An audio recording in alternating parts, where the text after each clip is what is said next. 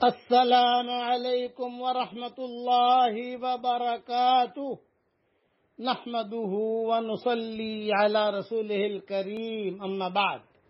آج کا سبق سن لیجئے۔ آج کے سبق کی سرخی ہے نماز سے دوستی کیجئے، پارٹ نمبر 65۔ حضرت ابو ہریرہ رضی اللہ تعالیٰ عنہ فرماتے ہیں کہ جو شخص اچھی طرح وضو کرتا ہے پھر نماز ہی کے ارادے سے مسجد کی طرف جاتا ہے تو جب تک وہ اس ارادے پر قائم رہتا ہے اسے نماز کا ثواب ملتا رہتا ہے۔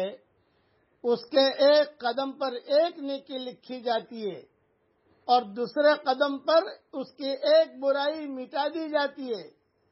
جب تم میں کوئی اقامت سنے تو دوڑ کر نہ چلے، اور تم میں سے جس کا گھر مسجد سے جتنا زیادہ دور ہوگا اتنا ہی اس کا ثواب زیادہ ہوگا۔ حضرت ابو ہریرہ رضی اللہ تعالیٰ عنہ کے شاگردوں نے یہ سن کر پوچھا کہ ابو ہریرہ، گھر دور ہونے کی وجہ سے ثواب زیادہ کیوں ہوگا؟ فرمایا اس لیے کہ قدم زیادہ ہوں گے۔ یہ حدیث موطا امام مالک میں ہے۔ دوسری حدیث میں ہے جو امام حاکم نے نقل کی ہے، حضرت ابو ہریرہ رضی اللہ تعالیٰ عنہ سے روایت ہے کہ رسول اللہ صلی اللہ علیہ وسلم نے ارشاد فرمایا، جب تم میں سے کوئی شخص اپنے گھر سے وضو کر کے مسجد آتا ہے تو گھر واپس آنے تک اسے نماز کا ثواب ملتا رہتا ہے۔ سبحان اللہ، کتنی بڑی فضیلت ہے۔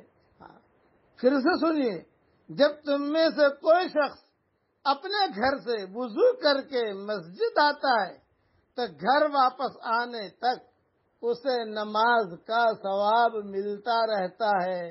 اس کے بعد رسول اللہ صلی اللہ علیہ وسلم نے اپنے ہاتھوں کی انگلیاں ایک دوسرے میں داخل کی اور ارشاد فرمایا ایسا نہیں کرنا چاہیے۔ مستدرک حاکم میں روایت ہے۔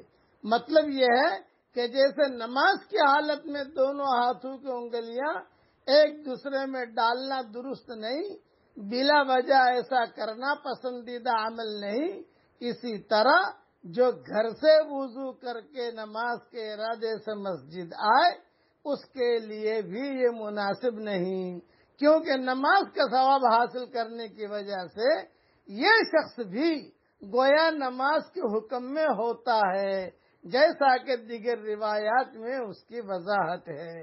ہم نے مغربی ملکوں کے اندر دیکھا، سوئٹزرلینڈ میں، اور اسی طریقے سے یہ نیوزی لینڈ، اور یہ تو فیجی تو نہیں، فیجی میں تو قریب مسجدیں ہیں، لیکن یہ ہونولولو ہوائی جو ہے مسجدیں دور دور ہیں۔ تو عرب جو ہے ہمارے ساتھی، وہ نماز پڑھنے کے لیے 15 منٹ کی ڈرائیو کر کے پہنچتے تھے۔ 15 منٹ۔ میں پوچھتا تھا کہ تم جو کتنے منٹ؟ بولے 15 منٹ۔ آج ہمارے کتنی مسجدیں قریب ہیں، پھر بھی آدمی مسجد میں نہیں جاتا۔ ہمارے یہاں تو قدم قدم پر مسجد ہے، انگلینڈ میں تو الحمدللہ قدم قدم پر مسجدیں بن گئی، پیدل جاؤ آ جاؤ، لیکن توفیق نہیں ملتی۔ یاد رکھنا جس سے اللہ محبت کرتا ہے اسے نماز پڑھنے کی توفیق دیتا ہے اور مسجد میں آنے کی توفیق دیتا ہے۔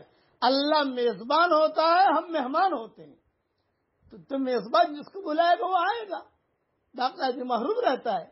اس لیے جو کورونا میں جو مسجدیں بند ہوئی ایک جھٹکا ہے اللہ کی طرف سے، سنبھل جاؤ ورنہ پھر سے بند کر دوں گا۔